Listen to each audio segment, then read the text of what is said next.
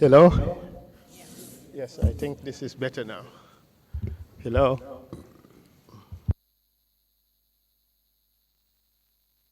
They were trying to establish connection with the witness, so hopefully that would be done soon. Yes.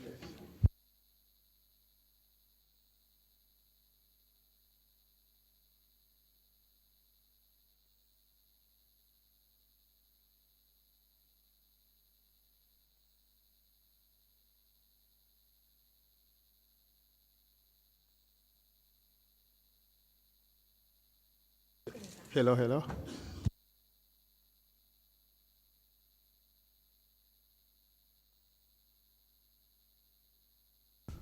Hello? Hello? Is this better? Is this better? Okay, all right, thank you.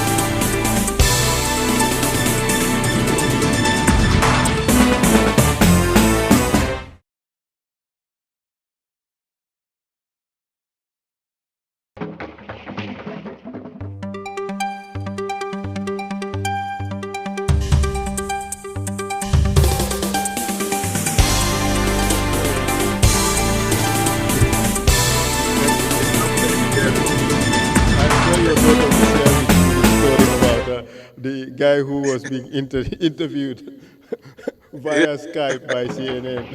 You don't want anything like that to happen here. I don't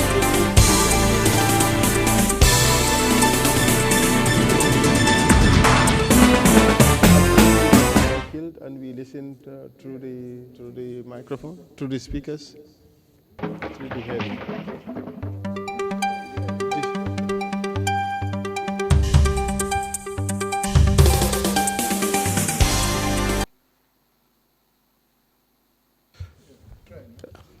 Hello, can you hear me? I think this is better. Yes, I can hear you. Thank you. Mr. Chairman, we are in your hands. Shall we? Yeah.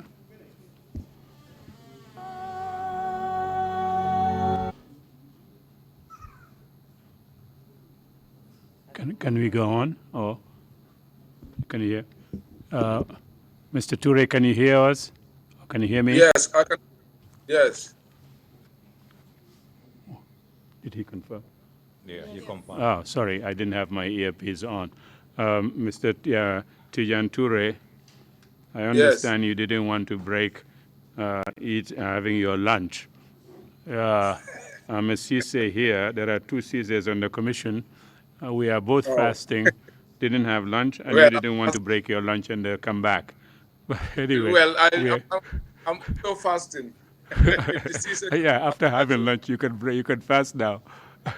Thank you very much for coming back. With that, Council, you may continue with the proceedings. Thank you very much, Mr. Chairman. Mr. Toure, welcome Hello. back once again. Thank you. Hope you had a good rest. Yeah, I was just sitting waiting. Just to remind you, you're still on the oath, Mr. Toure. Yes. Before the break, let me just go through what you said before the break. You were explaining about how you left the Gambia and went to Dakar, and what happened at the time until you met the president. Yes. My apologies, Mr. Toure. I'd like to move you back a bit because there's an issue that we didn't resolve. After resolving that issue, we'll go back to what happened in Dakar. All right. Mr. Toure, what do you think were the factors that influenced the 22nd July coup? The factors were, according to what John rebels claim,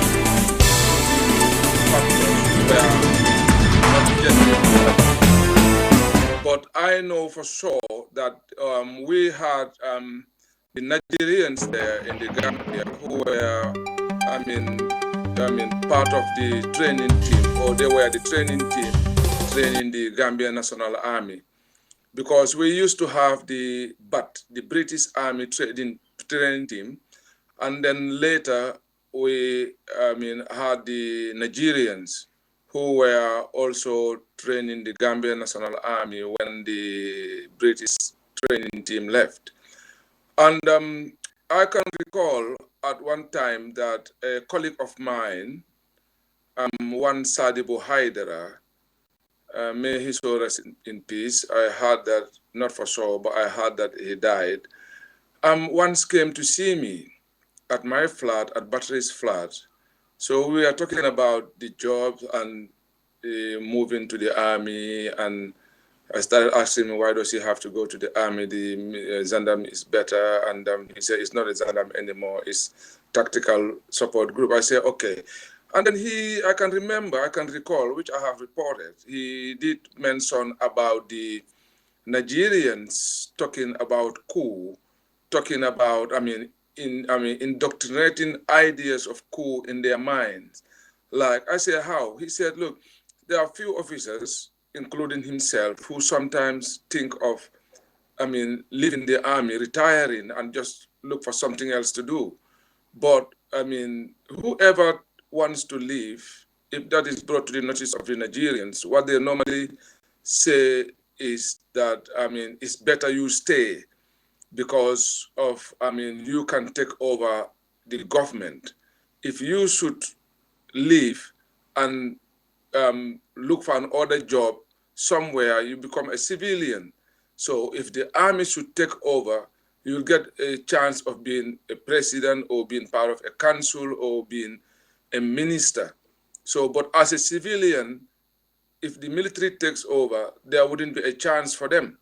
So you better stay because the chances are here, you got the chance here, and things like that.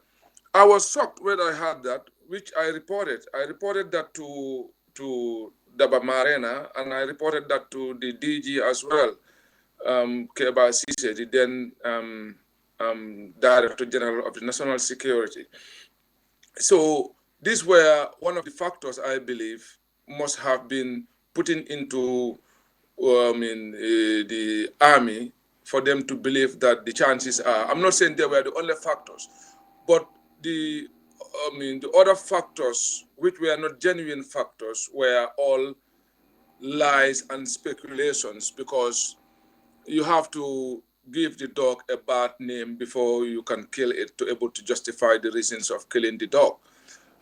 They were talking about corruption, which I believe that wasn't the case, because those who were involved in the coup trying to overthrow or has overthrown the government were all corrupt. Yahya Jammeh was corrupt as a soldier. I've got evidence of him implementing corruption because we were once on duty at GPMB. He was then a military police. He caught some people with oil, lots of oil in plastic bags. And they paid him money, and he even helped them to cross the bridge with loads of oil into the jeep of the military police. You know, he behaved as if he was, he make it as if he was arresting them. But few, let's say half an hour or so, I saw the same guys came back whilst I was on sentry there. I asked the guys, oh, what happened? That guy, he took you, what happened?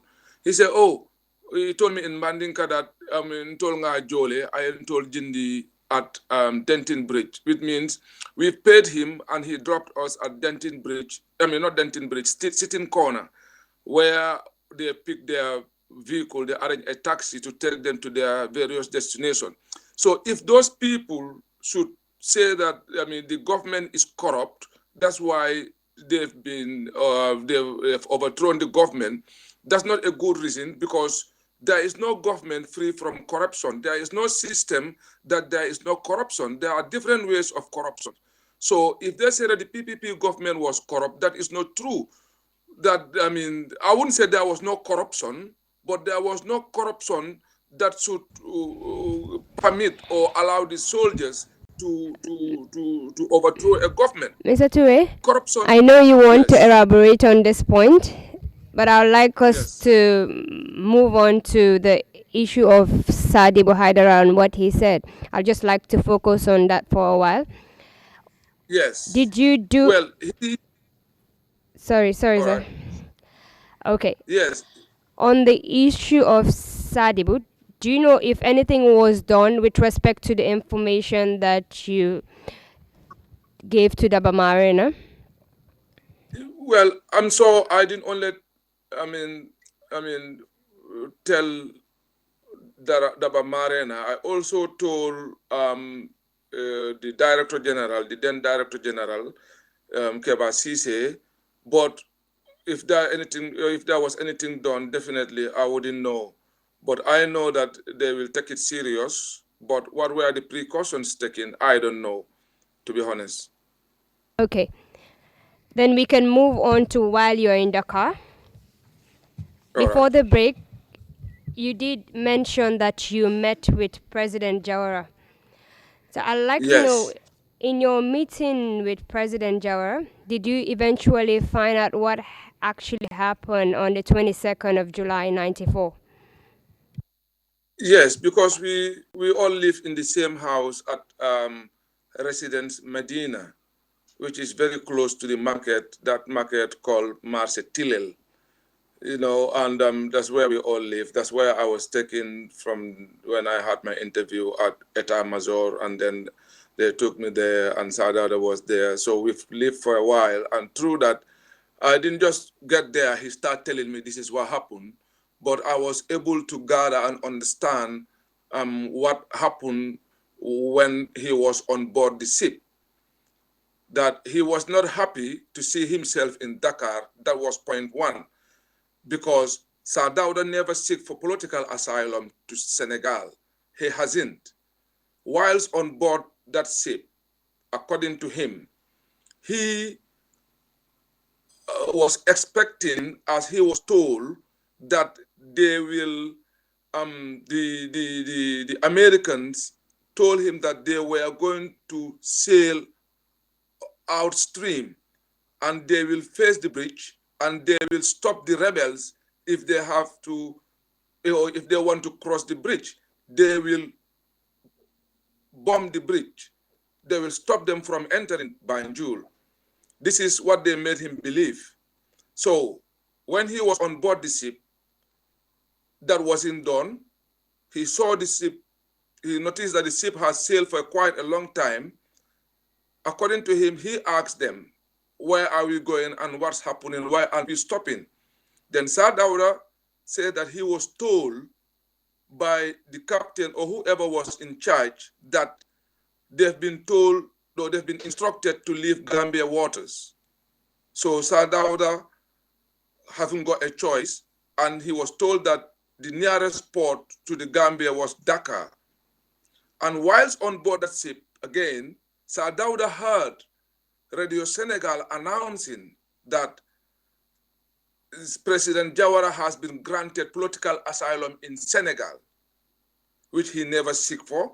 This was just like a plan, something done, because Abdul Diouf was never happy with him somehow, and I get to know all this. These are all facts because I was very close to him, and he's a very good person, and he's a very open person. And Abdou Diouf wasn't happy with him. Sir Dawda never called Senegal to seek for political asylum. They Mr. offered Toure? him this, yes. Sorry for cutting you, but I'll just like to clarify how you got this information and how you know about this particular issue that you're narrating. Because I do talk to him. We do have lunch. Shehu Sabali is always there.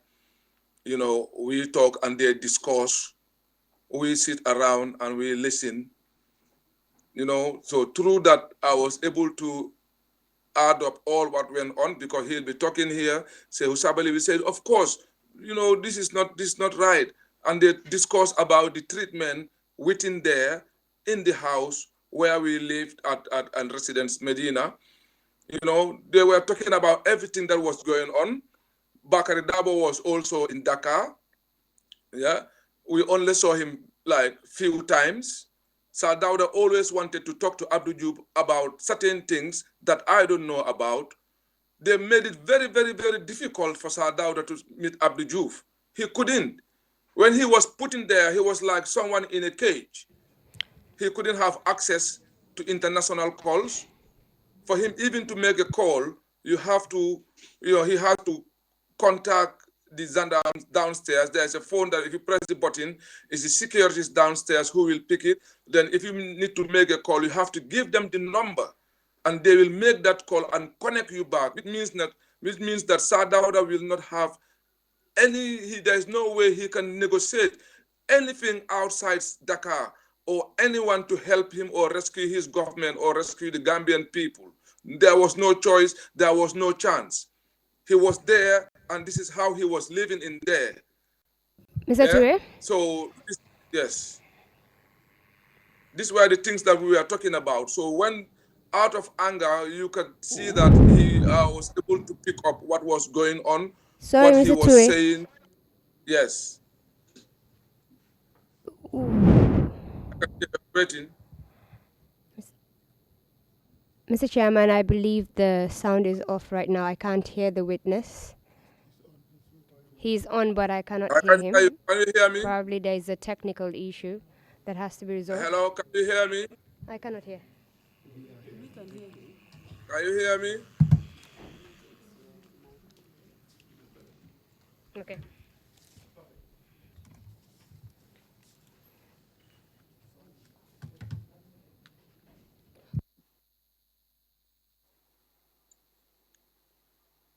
Hello, Mr. Toure, can you get me now? Yes, I can hear you. Okay, sorry about that. There was a little technical issue and I couldn't get you. All right. Now, after that, did Saadada still remain in Dakar? Yeah, we stayed there for a while he's been trying to see what could be done to save not only his government, but to save the Gambian people. Sadauda wasn't much about the government. It was about his people, the people he left behind, the people who trusted him, the people that he's been governing. This is and about democracy. This is what his concerns were about. He wasn't interested to just go back to power, but if the rebels should take over the Gambia, this was his concern, how to save the Gambian people. And he had, he could have make other arrangements because he was friends of the world. He was Mr. friends Toure? to the British people. Yes? Sorry for cutting you, but I believe you didn't get my question clearly. I'm talking in terms of what happened to Sadauda afterwards. Did he still remain in Dakar or did he go somewhere else? Did he move to another place? Yes, eventually, that's what I'm saying. He remains there for a while. Yeah, I mean, not too long because the coup happened in July. We were there in July, August. I mean, until let's say late August. I say end of August because I left Dakar with Lady Chilwell to the UK. I mean, on the 8th of September.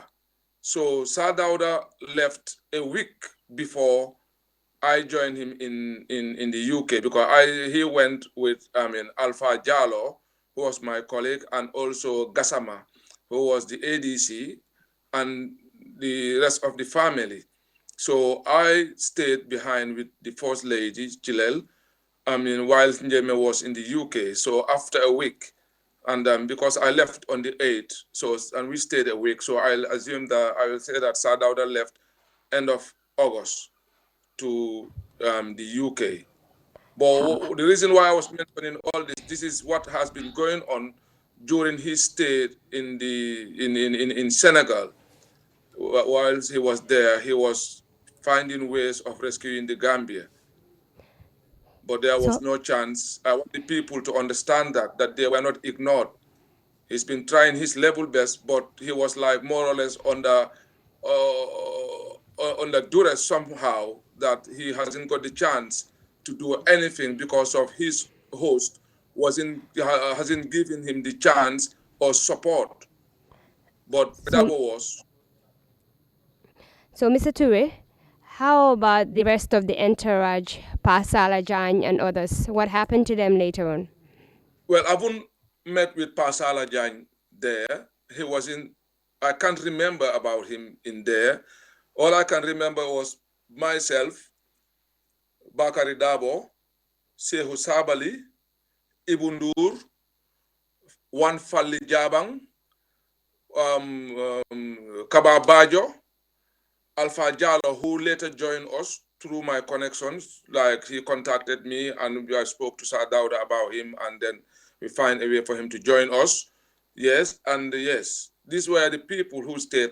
And at one point, Ibn decided to go back because his wife kept on calling him that they have been here, they want to give him a position, he should come back. He told Sadauda that he was going. And then later, Kababajo also decided to go because his father was unwell and the pressure was too high for him to stay. They said his father was dying, he must go back. And he went.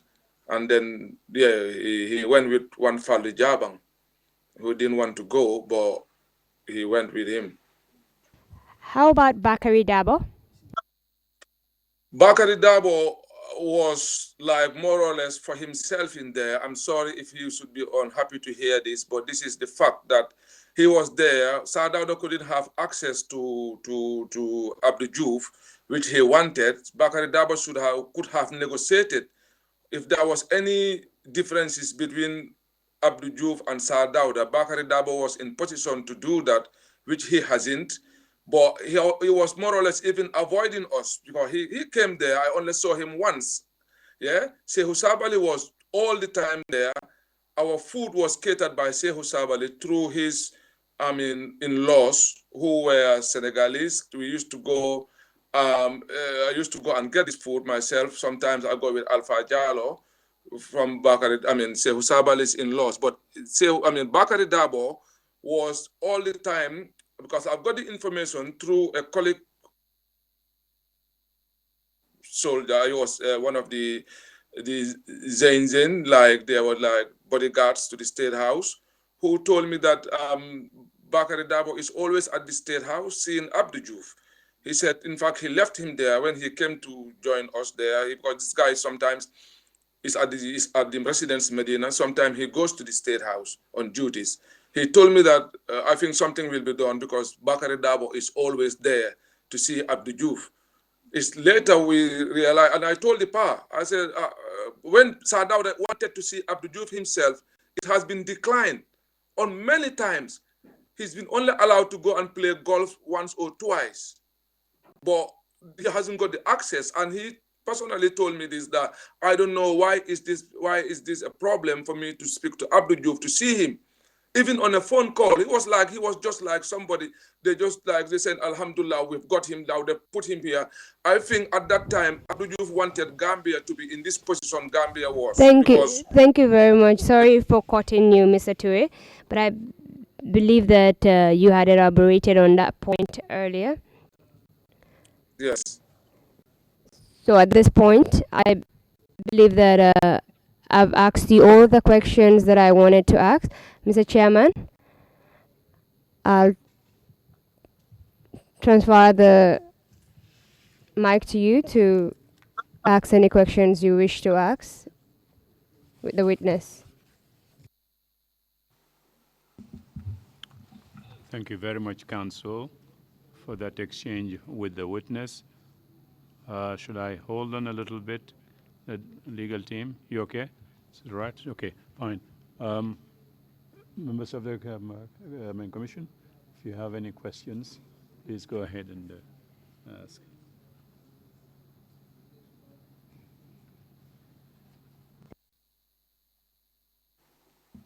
Fine. There doesn't seem to be any questions from the Commission.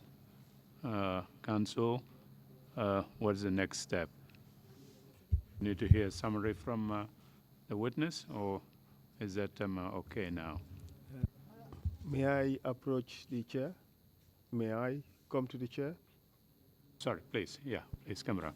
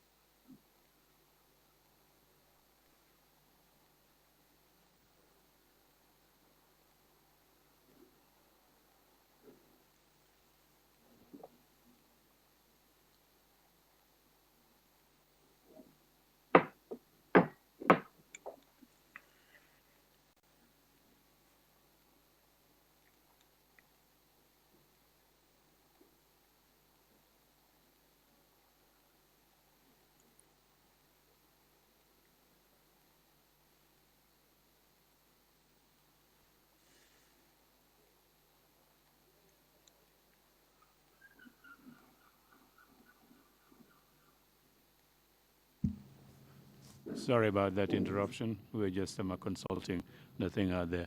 Mr. Ture, thank you very much indeed. You were very kind to give us time, notwithstanding the technical difficulties we started off with. But I think your testimony would help us enormously in with the conclusions of our work, the recommendations, especially those dealing with institutional reform. Thank you so much, Emma, for your time. And You're welcome. Council, do we have another witness lined up now, or do we call it a day until 10 o'clock tomorrow morning? Thank you, Mr. Chairman. Thank you, Mr. Ture, for taking your time to talk to the Commission. It's quite important to receive another perspective different from those who appeared before us. So thank you very much for that. With regards to how we proceed, Mr. Chairman, that would be it for Mr. Ture. Thank you very much. You can stand down You're now, welcome. Mr. Ture. We do not have Thank you. any other witness to bring today. So this would be the end of today's proceedings. We are hoping that our next witness would appear before you tomorrow, again by Skype. We hope that the system would work perfectly as it is doing now. So I would encourage engineers and technicians to keep the system as it is and not to touch it at all, because we want a very seamless process tomorrow and without hitches. And fingers crossed, I hope we'll be able to do that tomorrow. Thank you very much, Mr. Chairman, and thanks my colleague Mariama for doing such a fantastic job, and to my colleague Sagar for leading the witness yesterday so expertly. Thank you very much, Mr. Chairman. Thank you very much, Council. The meeting is adjourned. We meet again tomorrow morning at 10 o'clock. Thank you.